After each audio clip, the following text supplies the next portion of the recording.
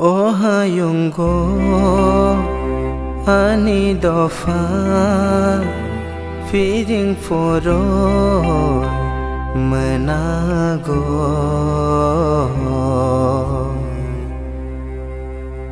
Ohayunggo ani dofa feeding for menago kemana komona chừng joto thân sang yake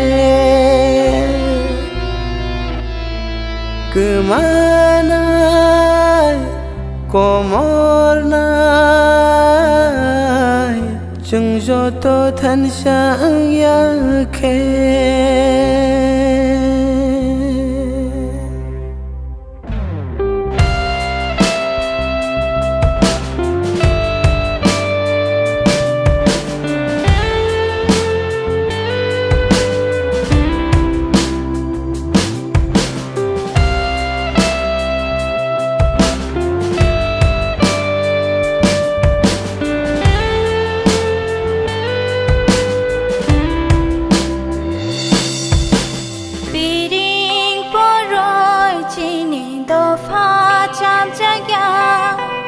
Dofa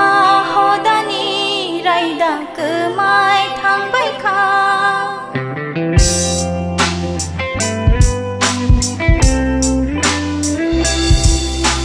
Piring poroi sini dofa sabjagya dofa hodani raida kemai thang bai kha Atokre rau thaja ke talme chen khamo Piring poroi sabjagya ke for chen khamo kemana komona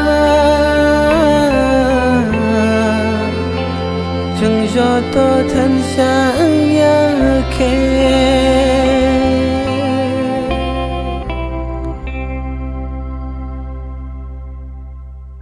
Muktik layo ani Ohayunggo ani dofana nogui Tai salbusuk satuk zakhinai jing Tai salbusuk thungjakhinai jing buni dofa bai Muktik layo thungkring thungnai rao thungai tongdi Haifano dofano ta femlodi dofano ta thungdi Shakotor ya dofa sikotor Dofa kri mungsha kri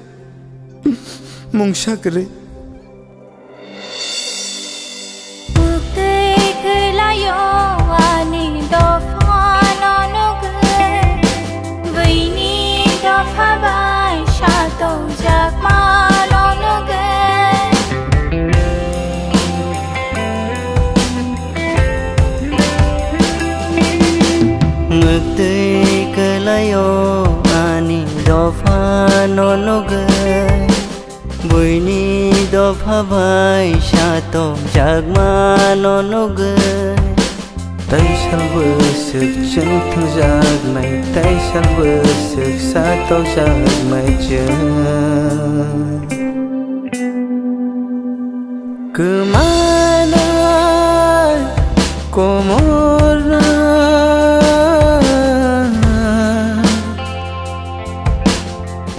chừng joto thân sang yake